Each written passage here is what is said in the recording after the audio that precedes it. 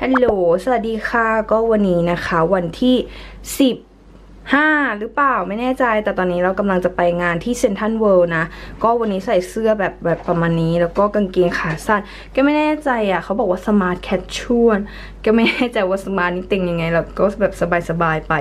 แต่คือน่าจะจริงจังกันหรือเปล่าไม่รู้แต่ว่าก็พยายามจัดหน้าให้เต็มเข้าไว้นะคะเพิ่งจะไลฟ์ Facebook ไปแล้วเดี๋ยวตอนนี้เราจะออกไปรับตัวเจแอมด้วยนะกางเกงที่แบบใส่บ่อยมากๆตัวนี้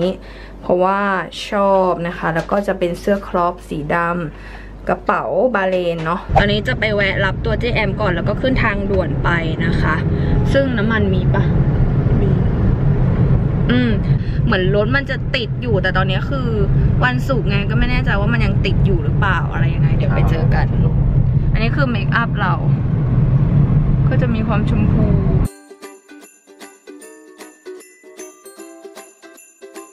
ตอนนี้นะคะเราถึงเซ็นทรัลเวิลด์แล้วเราอยู่กับใครคะตัวเจมค่ะตัวเจมมีความหิวข้าวกันหนักมากนะคะเดี๋ยวเราจะไปเข้างานกันก่อนนี่จ้าตอนนี้นั่งกันตรงข้ามกับพี่น้อยหนึ่งติดเกมข้างๆเราก็คือพี่อีฟนะคะกำลังหมกมุ่นทำอะไรอยู่ส่องอะไร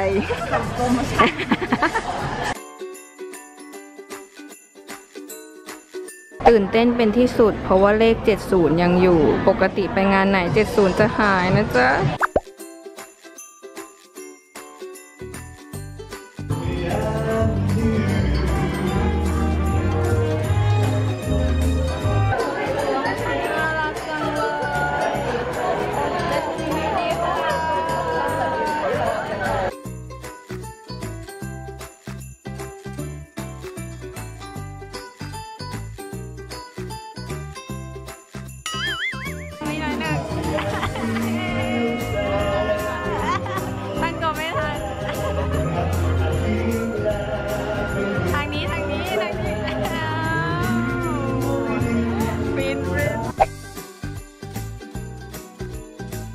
นี้เรากำลังเดินเข้าเซ็นบิวตี้นะคะคือแบบ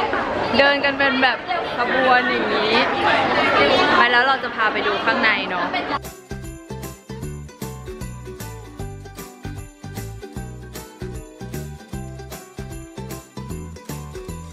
ทำอะไรเรากำลังมาเดินนะคะในเคาน์เตอร์นะที่มันมีหลายๆเคาน์เตอร์รวมกันค่ะของเราเนี่ย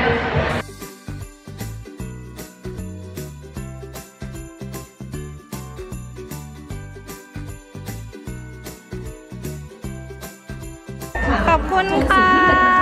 ขอบคุณค่ะแล้วก็มีโทนสีที่นะคะเราก็ออกมาดูต้นคริสต์มาสเมอรี่คริสต์มาสโอ้ยสวยงามมากไม่รู้จะถ่ายตรงไหนดีโอ้แม่เจ้าโอ้แม่เจ้าอันนี้คือเซ็นทรัลเวิลด์เนาะแต่ออกมาทางเซนโซนบิวตี้ตอนนี้เราอยู่ในเซ็นทรัลเวิลด์นะคะต้นคริสต์มาสเยอะมาก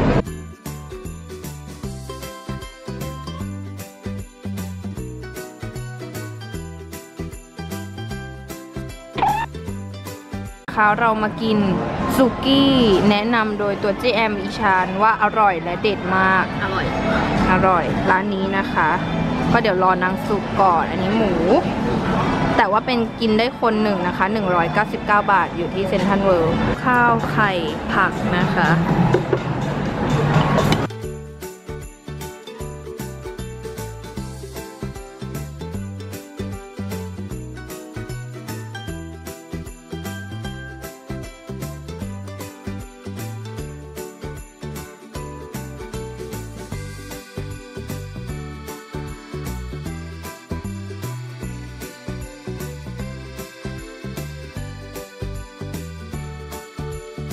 นี่นะคะเรามาใช้ Power Buy ที่เซ็นทรัลเวิลด์แล้ว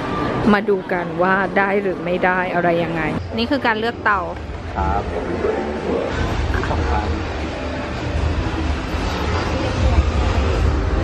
จะซื้อเตารีดต่อด้วยเดี๋ยวนี้ถูกเหรอเมื่อก่อนแพงนะคนเกิดกิเลสมายืนเกิดกิเลส 2,000 จะสิ้นปี 17 แล้ว 2018 นะคะกิเลส มีความคิดว่าเฮ้ยยังไงดีมีเฟซไอดีด้วยวางดีกว่าเนาะราคาแต่ข้างหลังมันสวยนะราคาโหดมากเท่าไหร่มี 40,000 กับ 46,000 ครึ่งแสนประเทศไทยหนาวมากไหมคะอันนี้นะคะเราก็แวะมาที่ห้องเก่าอีกแล้วมาเอาของแล้วก็มาส่งตัวเจแอมแต่ว่าจะแวะไปกินข้าวร้านประจำก่อนเพราะว่าที่นี่กับข้าวอร่อยมากนี่คือร้านโปรดของดิฉันผัดผักไข่เจียวญาติสนิทมิตรสหายนี่ชื่อร้านจ้านี่เลยตอนแรกสั่ง2 อย่างมาเห็น3 อย่างสั่งมั่งน่ากินเวอร์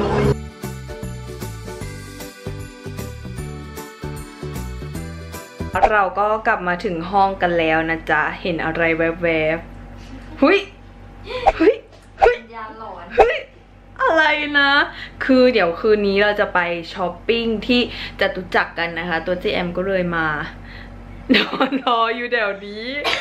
ยึดโซฟาพอดีกับโซฟาเลยทุกคนคะดูชีวิตการช้อปปิ้งของพวกเราช้อปปิ้งแ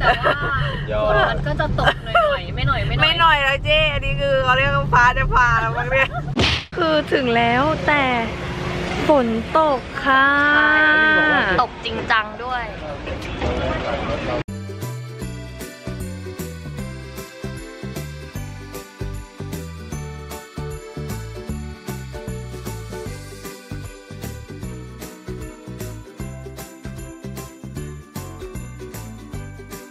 เรามากินก๋วยเตี๋ยวไก่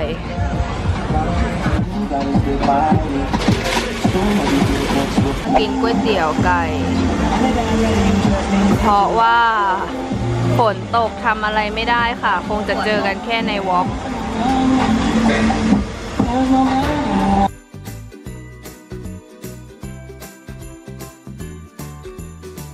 อร่อยมากไม่ต้องปรุงเลยแต่คือมันไม่ได้เผ็ดมากแต่มันอร่อยแบบบอกไม่ถูกข้าวมันไก่ละฮะข้าวมันไก่อะต้องขอบคุณตัวเจ๊แอมนะคะที่แนะนำร้านร้านนี้ดีแบบดีอ่ะข้าวตอนเที่ยงตี 1แล้ว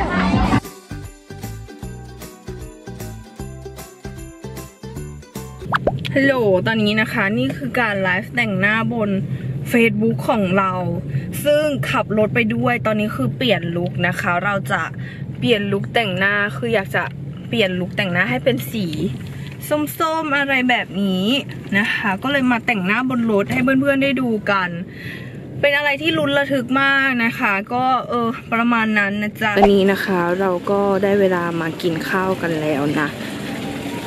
ตอนนี้เรามากินข้าวที่ร้านในงอกนะจ๊ะเย็นแล้วมาแล้วก๋วยเตี๋ยว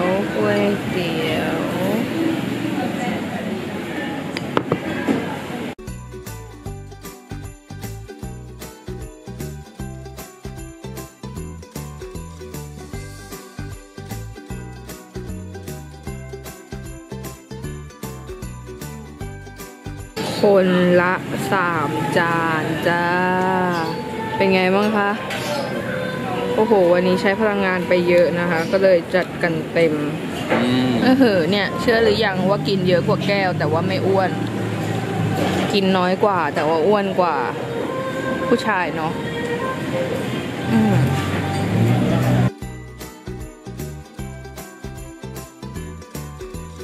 แต่มันรู้สึกโล่งๆตึงๆใส่ไหม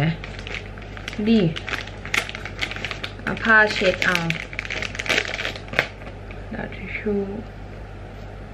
ตอนนี้ตี 3แล้วนอนเถอะจะเกิดผลวันนี้ตัดคลิปไป2 คลิปเต็มนะคะทั้งช่องแก้ววอล์กแล้วก็ช่องหลักชีวิตก็วนอยู่ประมาณเนี้ยก็คือตัดยันตี 1 ตี 2แล้วก็อาบน้ำนอน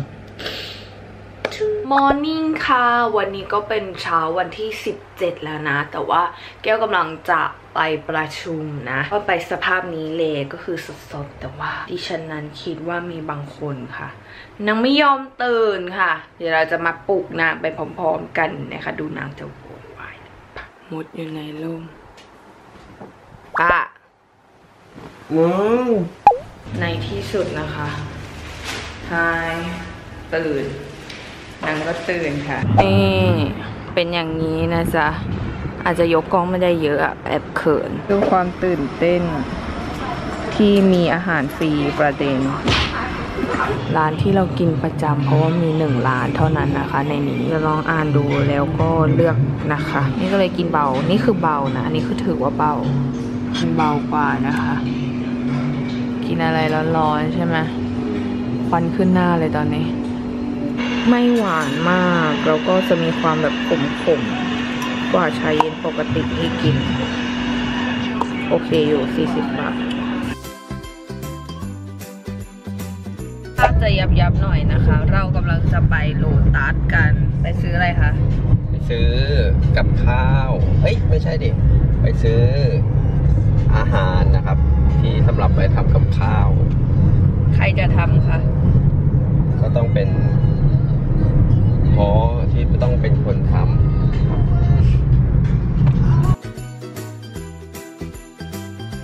มากินฟู้ดคอร์ทที่โลตัสนะคะเรากินข้าวหน้าเป็ดกับหมูกรอบ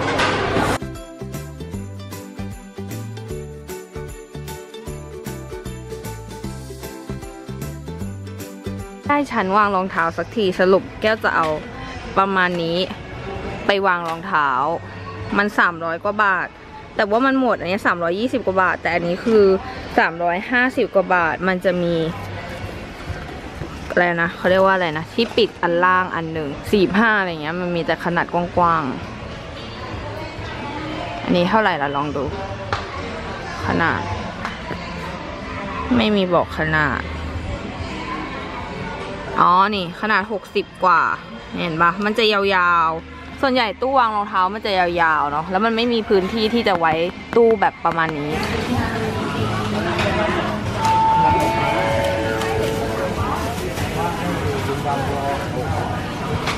นี่นะคะสมัยก่อนใช้แบรนด์นี้มีวิตามิน B3 ช่วยให้ผิวขาวกระจ่างใสนี่จะบอกว่าถุงขยะแบบเนี้ยมันหอมแบบหอมจริงจังนะกลิ่นวานิลามันก็หอมแบบหอมมากเลยดูสิจะซื้อชอบกลิ่นมันหอมมากจริงเจอแล้วนะคะนี่ที่ทำให้น้ำเป็นสีฟ้าลดราคาด้วยแหละเป็ด90 บาท99ตอนนี้คือของเยอะมากดูในลิสต์ดิของเยอะมากมาม่ารสเกาหลีรุ่นแรก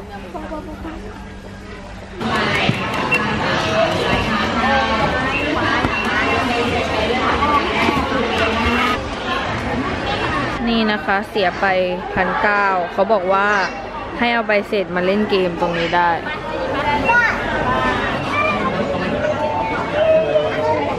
เอาอย่าลีลา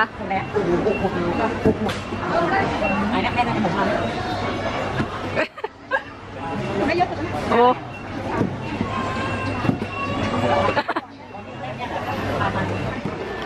ได้ของกินนะจ๊ะได้แบรนด์กระเช้า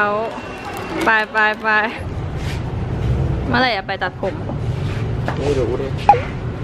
ไม่มีที่ตัดผมเลยนี่นะคะเราก็แวะซื้ออันนี้อ้วนประกอบกันอีกแล้วนะคะตอนนี้ตู้นะที่บอกว่าจะเอามาทำเป็นตู้วางรองเท้าเดี๋ยวรอดู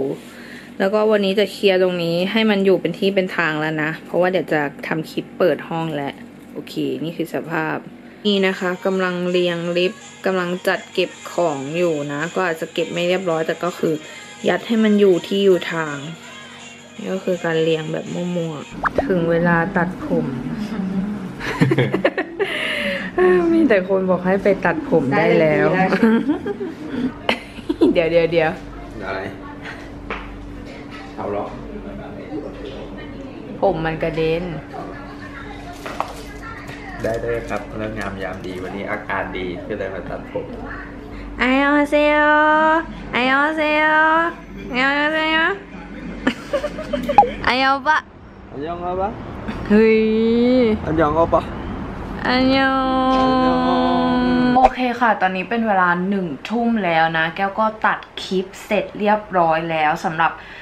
การเปิดห้องของเราเป็นคลิปที่ถูกขอมาแบบ5 ปีเต็มก็มีแบบคอมเมนต์มาเรื่อยๆแต่ไม่ได้มีเยอะมากแต่หมายถึงว่าแบบมาเรื่อยๆว่าแบบอยากให้ทำอันนี้คืออะไรหัวติดเดี๋ยวใช่เหรออยากให้ทำนู่นนี่นั่นอะไรอย่างนี้เนาะตอนนี้บ้านเรานางก็ไปวิ่งนะคะส่วนในชั้นนั้นก็ยังไม่ได้เริ่มออกกำลังกายเลยเสียนิสัยมากผู้ชายอีกชั้นก็ไปออกกำลังกายนะคะคือนางก็ไปแบบฟิตเนสที่แถวนี้หรือว่านางเหมือนนางจะบอกว่าวิ่งรอบตึกอะไรอย่างนี้ก็ไม่รู้เหมือนกันนะยังไม่กลับมาเลยนะคะเซฟนะใช้เวลาเซฟนานเพราะว่าคลิป20 นาทีเนี่ยก็จะเซฟนานมากแล้วก็ตอนนี้ยังไม่ได้กินอะไรคือกินข้าวมื้อเช้าไปมื้อแรกเนาะแล้วก็ป้าบอกว่านางจะทำอาหารให้กินที่ไปช้อปปิ้งแบบโลตัสกันมาเมื่อวานเนี้ยซึ่งจะอิ่มหรือเปล่าหรือว่าอะไรยังไงก็เดี๋ยวต้องรอดูทีนะคะส่วนชาเย็นก็หมดไปแล้วเรียบร้อยกำลังอัพคลิปอยู่ใช่ไหมแล้วก็เอามือแบบไปเลื่อนTwitterก็คือแก้วจะเป็นคนที่เล่นTwitterไว้ส่องแบบพวกความเกาอะไรอย่างเงี้ยอยู่แล้วศิลปินหรือว่าอะไรเงี้ยเนาะแต่ว่าก็ไม่ได้ส่องจริงจังมากแล้วก็คือวันนี้เจอว่าจงฮยอนชายนี่เสียชีวิตคือแบบโคตรช็อกแบบช็อกมากแก้วอ่ะไม่ได้เป็นติ่งเขาแบบจริงจังนะแต่คือสมัยตอนเด็กๆอ่ะแก้วฟังเพลงคือหมายถึงว่าโตมาด้วยกันอะฟังเพลงแบบฟังจนแบบร้องได้เต้นได้แล้วก็รู้สึกว่าเสียงเขาเป็นเอกลักษณ์เสียงดีมากๆแต่แก้วอะไม่รู้ชื่อเขาสมัยเด็กๆก็เพิ่งมารู้เพราะว่าเห็นหน้าตาตอนคนโพสอะไรอย่างเงี้ยมันต้องหนักเขาจริงๆอะเขาถึงอยู่ไม่ได้เงี้ยคือเมื่อกี้คือแบบรู้ก็น้ำตาคอเบ้าเบาๆเนาะแก้วเป็นคนที่ร้องไห้ยากเวลาเศร้าอะไรเงี้ยก็จะรู้สึกแบบข้างในลึกๆอะว่ามันแบบเสียใจอะแล้วก็แบบสงสารแฟนคลับเขาหรือว่าสงสารคนทำคือแบบไม่รู้สาเหตุว่าแบบทำไมถึงเป็นอย่างนั้นเนาะแต่ก็แบบเสียใจมากอะก็แบบทั้งโพสในเฟซไปแล้วก็แบบใน IG Story มันแบบมันเป็นเรื่องที่แบบน่าตกใจแล้วก็เสียใจเนาะตอนนี้ก็อัพคลิปเสร็จแล้วนะคะสำหรับรูมทัวร์วันนี้ที่แบบถ่ายแล้วก็อัพเลยเร็วมากอะขยันมาก3 ทุ่มแล้วเนาะโอเคแล้วก็กินอาหารที่โอป้าทำให้เรียบร้อยแล้วนะจ๊ะโอเคนางทำแล้วนางก็กำลังล้างอยู่ตรงนู้นเดี๋ยวขอตัวไปทำสงบจิตสงบใจนิดนึงบาย